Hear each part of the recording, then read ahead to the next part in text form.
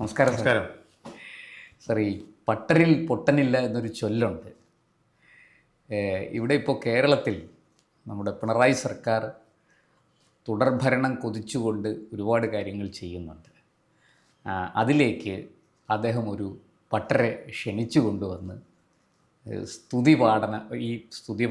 പാടാൻ പട്ടന്മാർ വളരെ ബഹുമിടുക്കന്മാരെന്നാണ് പൊതുവെ പറഞ്ഞു കേൾക്കുന്നത്. അതെ, അങ്ങനെ ഒരു അയ്യരെ വിളിച്ചു കൊണ്ടുവന്ന് ഈ പിണറായി സ്തുതി ഇങ്ങനെ പാടിക്കുകയാണ്. മറ്റാരുമല്ല, കോൺഗ്രസിൽ നിന്ന് പുറത്തായ മണിശങ്കർ അയ്യറാണ് ഇവിടുത്തെ വിവാദ കഥാപുരുഷൻ. അദ്ദേഹം കേരളത്തിൽ വന്നിട്ട് കഴിഞ്ഞ ദിവസം അതിരൂക്ഷമായ വിമർശനമാണ് കോൺഗ്രസിനെതിരെ നടത്തിയത്. മാത്രമല്ല, പിണറായി ശരിക്കു പറഞ്ഞാൽ രാജീവിയൻ ഗവൺമെൻറ്റാണ്, രാജീവിയൻ പ്രോജക്ട്സ് എല്ലാം നടപ്പാക്കുന്നു. പഞ്ചായത്തി രാജ് ഏറ്റവും നന്നായിട്ട് നടപ്പാക്കിയത് കേരളമാണ്. അതിന് പിണറായി വിജയന് ഫുൾ മാർക്ക് കൊടുക്കുന്നു. അദ്ദേഹം മൂന്നാമത് ഭരണത്തിൽ വരും, ഹാട്രിക് കിട്ടും എന്നൊക്കെ പറഞ്ഞ അദ്ദേഹം മണിശങ്കർ അയ്യർ കെ.സി. വേണുഗോപാലിനെ റൗഡി എന്നും വി.ഡി. സതീശനെ ഒന്നിനും കൊള്ളാത്തവൻ എന്നൊക്കെയാണ് വിശേഷിപ്പിച്ചത്. സത്യത്തിൽ ഈ മണിശങ്കർ അയ്യർ കോൺഗ്രസ് വിട്ട് CPM-ൽ ചേർന്നതാണോ, അതോ CPM-കാർ ഒന്നടങ്കം മണിശങ്കർ അയ്യരുടെ കൂടെ പോയി പുതിയൊരു പാർട്ടി രൂപീകരിക്കലാണ്? എന്താണ് സാർ, എനിക്ക് മനസ്സിലാകുന്നില്ല. അല്ല, മണിശങ്കർ അയ്യർ എന്നും വിവാദങ്ങളുടെ ഒരു നായകനാണ്. താങ്കൾ നേരത്തെ പറഞ്ഞില്ലേ പൊട്ടന്മാരിൽ പൊട്ടനില്ലെന്ന്. പക്ഷെ ഒരു പൊട്ടനുണ്ടായിരുന്നു, അത് പേഷ്കാരായിരുന്നു. അങ്ങനത്തെ പേഷ്കാരായ ഒരു പൊട്ടനാണ് ഇത് മണിശങ്കർ അയ്യർ. ഇദ്ദേഹം IFS കിട്ടിയ ആളാണ്. അതെ, ഡൂൺ സ്കൂളിൽ രാജീവ് ഗാന്ധിയുടെ സീനിയറായിരുന്നു. ജൂനിയറും അല്ല, സീനിയർ ആയിരുന്നു. ഒപ്പം പഠിച്ചതും അല്ല, അതുക്കും മേലെ. അല്ല, നെഹ്റുവായിട്ടും ഒക്കെ അടുപ്പം ഉണ്ടായിരുന്നു. അതൊക്കെ 6 വയസ്സുള്ളപ്പോൾ മഹാത്മാഗാന്ധിയെ സന്ദർശിച്ച ആളാണ്. കൊല്ലപ്പെടുന്നതിന് ഏതാനും ദിവസം മുമ്പ് മഹാത്മാഗാന്ധിയെ കണ്ടു എന്നൊക്കെയാണ് അദ്ദേഹത്തിന്റെ പറച്ചിലുകളാണ്. പക്ഷെ ഇതിൽ സത്യം രാജീവ് ഗാന്ധിയുടെ സീനിയർ ആയിരുന്നു ഡൂൺ സ്കൂളിൽ. അത് മാറ്റാൻ പറ്റില്ല, അവിടെ അറ്റൻഡൻസിലുള്ളതാണ്. അത് മാത്രം നമുക്ക് വിശ്വസിക്കാം. ബാക്കിയൊക്കെ ചരിത്രത്തിന്റെ തിരുശേഷിപ്പുകളാണ്. അത് പട്ടരുടെ ബഡായി ആയിട്ട് നമുക്ക് കണക്കാക്കേണ്ടി വരും. അപ്പൊ എന്തായാലും അദ്ദേഹത്തിന്റെ ആദ്യകാലം മുതലേ അദ്ദേഹത്തിന്റെ ശൈലി ഇങ്ങനെയായിരുന്നു. അദ്ദേഹം IFS-ൽ ഇരിക്കുമ്പോഴും അദ്ദേഹം പാകിസ്ഥാനിലായിരുന്നു അദ്ദേഹം കൂടുതൽ സമയം ഇരുന്ന ആള് എന്ന് പറഞ്ഞാൽ ജോലി ചെയ്തു. അപ്പോൾ പാകിസ്ഥാനിലെ അദ്ദേഹത്തിന് ഒരു സ്പെഷ്യൽ പദവിയൊക്കെ കൊടുത്ത്, ഹൈക്കമ്മീഷണർക്ക് തുല്യമായിട്ടൊരു പദവിയൊക്കെ കൊടുത്ത് അവിടെ ഇരുത്തുകയുണ്ടായി. അതൊക്കെ കഴിഞ്ഞ് തിരിച്ചു വന്ന് ജോയിൻറ്റ് സെക്രട്ടറി ആയിട്ട് സെൻട്രൽ സെക്രട്ടേറിയറ്റിൽ വർക്ക് ചെയ്തു കുറേ നാൾ അദ്ദേഹം, എക്സ്റ്റേണൽ അഫയേഴ്സിൻ്റെ. അപ്പോൾ ഈ രാജീവ് ഗാന്ധി അധികാരത്തിൽ വന്നത് മുതലാണ് അദ്ദേഹം വലിയ ഷൈൻ ചെയ്യാൻ തുടങ്ങി, സ്റ്റാറായി തുടങ്ങി. അപ്പം നമ്മൾ രണ്ടുപേരും ഒരു സ്കൂളിൽ പഠിച്ചതല്ലേ എന്ന് പറഞ്ഞ് കൂടിയിട്ട് അങ്ങനെ രാജീവിൻ്റെ കൂടെ നടന്ന്, രാജീവിനുള്ള ഒരു കുഴപ്പമെന്ന് വെച്ചാൽ ഈ ആളെ ഇഷ്ടപ്പെട്ട് കഴിഞ്ഞാൽ അങ്ങ് ഹൃദയത്തോട് ചേർത്ത് കൊടുത്ത് അതെ അങ്ങ് മാക്സിമം പൊക്കാവുന്നത്ര പൊക്കി കൊണ്ടുപോകും. നമുക്കറിയാം അദ്ദേഹത്തിന്റെ ടീമിലുണ്ടായിരുന്ന എല്ലാവരും അദ്ദേഹത്തിനെ വഞ്ചിച്ചിട്ടുണ്ട്. അതെ, VP സിംഗ് മുതൽ അദ്ദേഹം ആരെല്ലാം ആരിഫ് മുഹമ്മദ് ഖാൻ മുതൽ ഈ ആരെയൊക്കെ അദ്ദേഹം വളർത്തിയിട്ടുണ്ടോ അതെല്ലാം അദ്ദേഹത്തിന് ചവിട്ടി കീറിയിട്ടുണ്ട്.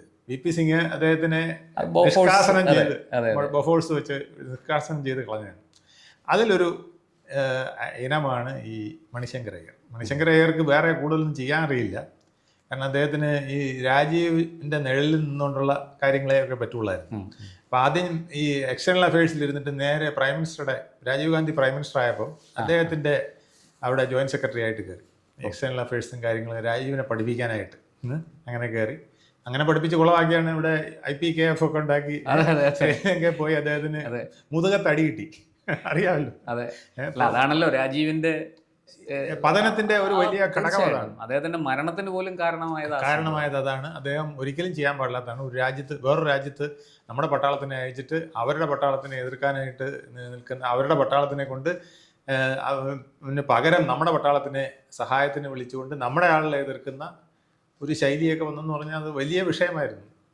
ശരിക്കും പറഞ്ഞാൽ നരേന്ദ്രമോദിയൊക്കെ ആയിരുന്നെങ്കിൽ അത് വളരെ ഭംഗിയായിട്ട് കൈകാര്യം ചെയ്തേനെ. തീർച്ചയായിട്ടും അത് ജാഫ്നയുടെ ഒരു കുറച്ച് ഭാഗം നമ്മുടെ തമിഴന്മാർക്ക് കൊടുക്കുന്നൊക്കെ പറഞ്ഞ് അദ്ദേഹം അവിടെ ഒരു ചെറിയ ഇന്ത്യയുടെ അനുകൂലമായ ഒരു ഘടകം അവിടെ ഉണ്ടാക്കി വെക്കുക വരെ ചെയ്തേനെ. ഒരു സ്വയംഭരണ തമിഴ് ഈഴം അവിടെ ഉണ്ടാക്കി അവർക്ക്.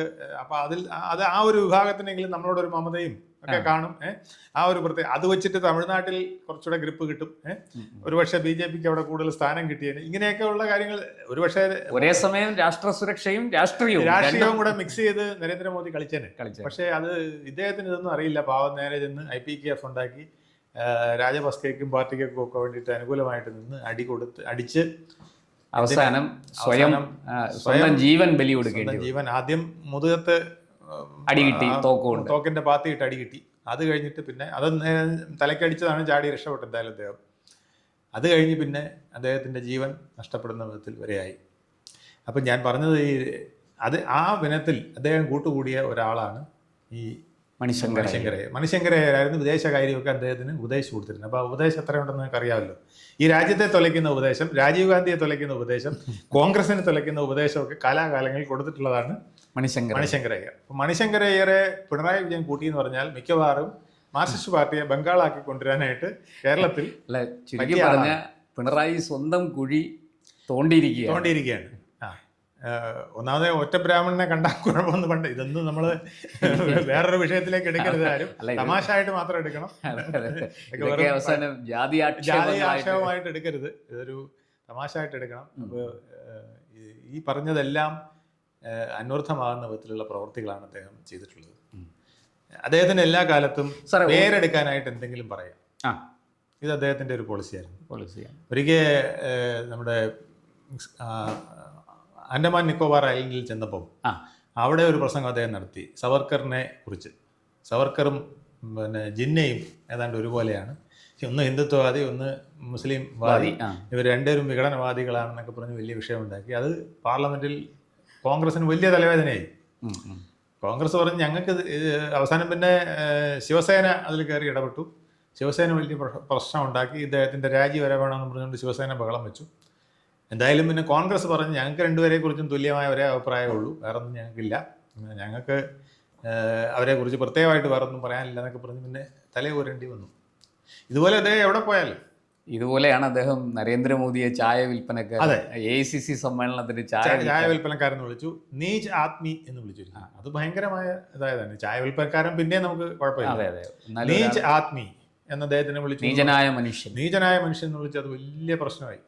അദ്ദേഹത്തിന് ഏറ്റവും വലിയ ഗുണകരമായ വലിയ വില കൊടുക്കേണ്ടി വന്നു. അതായത് ഞാൻ നീചാത്മിയാണ്, ഞാൻ അങ്ങനെയുള്ളവരുമായിട്ട് ഇടപെടുന്നതാണെന്ന് പറഞ്ഞുകൊണ്ട് അദ്ദേഹം സാധാരണക്കാരനോട് ഇടപെടുന്നത് ജാതി ആക്ഷേപമാക്കി മാറ്റി.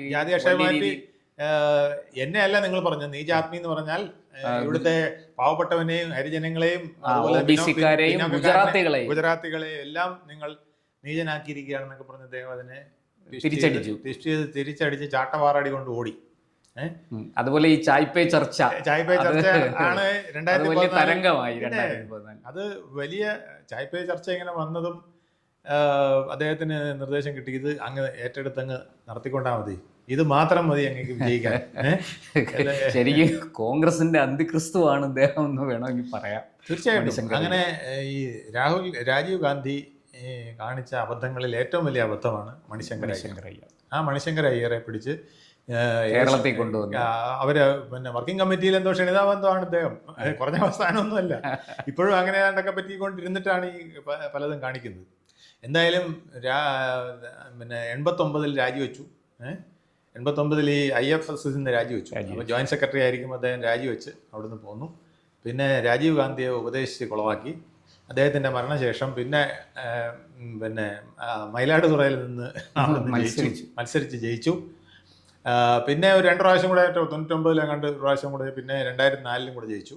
ആ സമയങ്ങളിലൊക്കെ കേന്ദ്രമന്ത്രിയാവാനുള്ള സന്ദർഭം കിട്ടിയപ്പോഴെല്ലാം കേന്ദ്രമന്ത്രിയായിട്ട് കോൺഗ്രസിൻ്റെ സൗകര്യങ്ങളെല്ലാം അദ്ദേഹം ഉപയോഗിച്ചു. പക്ഷേ പിന്നീട് 96-ലും 98-ലും പിന്നെ 2014-ലും 2009-ലും എല്ലാം അടപടലം തോറ്റുപോയി. അപ്പോൾ അദ്ദേഹത്തിന് മനസ്സിലായി ഇനി കോൺഗ്രസ് നിന്നിട്ട് കാര്യമില്ല, കോൺഗ്രസിന് സീറ്റും കൊടുക്കില്ല. അപ്പോൾ പിന്നെ ഒരു താവളം വേണം. അത് എവിടെയെന്ന് അന്വേഷിച്ച് നടന്നപ്പോഴാണ് പിണറായി വിജയന് ഈ KC വേണുഗോപാലിനെയും ED സതീശനെ എതിർക്കാനും ഒരാൾ വേണം. അപ്പോൾ കോൺഗ്രസിൽ നിന്ന് തന്നെ ഒരാളെ കിട്ടിയാൽ കൊള്ളാം എന്ന് വിചാരിച്ചിരിക്കുമ്പോഴാണ് ഓരോ കിന്നരം എന്ന് പറഞ്ഞ പോലെ ഇദ്ദേഹം അവതരിച്ച് ഇപ്പോൾ കൂടെ കൂടിയിരിക്കുകയാണ്. അതിൻ്റെ ഉദ്ദേശം തൻ്റെ കാര്യം നടത്തുക എന്നുള്ളതാണ് മണിശങ്കറുടെ ഉദ്ദേശം. പിണറായിയുടെ ഉദ്ദേശവും ഇത് തന്നെയാണ്. ഇയാളെ ഉപയോഗിച്ച് കോൺഗ്രസിനെ മാക്സിമം നാറ്റിച്ച് എന്തെങ്കിലും ഗുണം കിട്ടുമെങ്കിൽ അത് പാർട്ടിക്കോ സംഘടന. പറഞ്ഞത് KC വേണുഗോപാൽ റൗഡിയാണെന്നൊക്കെയാണ് പറഞ്ഞത്. കാരണം അദ്ദേഹം നല്ല രീതിയിൽ ശകാരിച്ചിട്ടുണ്ട് KC വേണുഗോപാൽ. ഇയാൾ ഈ കാണിക്കുന്ന രീതികളൊക്കെ വെച്ചിട്ട് അദ്ദേഹത്തിന് ഇപ്പൊ അങ്ങനത്തെ ഒരു പവറിലാണല്ലോ ഇരിക്കുന്നത്. അതെ അതെ. പിന്നെ അതിന് ഒരു ദാക്ഷിണ്യം പറയേണ്ടത് മുഖത്ത് നോക്കി അടി കൊടുക്കുമെന്ന് പറഞ്ഞിട്ടുണ്ടോന്ന് ഇനി അറിഞ്ഞൂടാ. റൗഡി എന്ന് പറഞ്ഞുകൊണ്ട് എനിക്ക് അതും സംശയമുണ്ട്. ദേഷ്യപ്പെടുക മാത്രമല്ല അടിച്ചതിന്റെ ചെപ്പക്കുറ്റി തിരിച്ചു കളയുന്നും കൂടെ പറഞ്ഞിട്ടുണ്ടോ എന്നുള്ളത് സംശയിക്കേണ്ടിയിരിക്കുന്നു.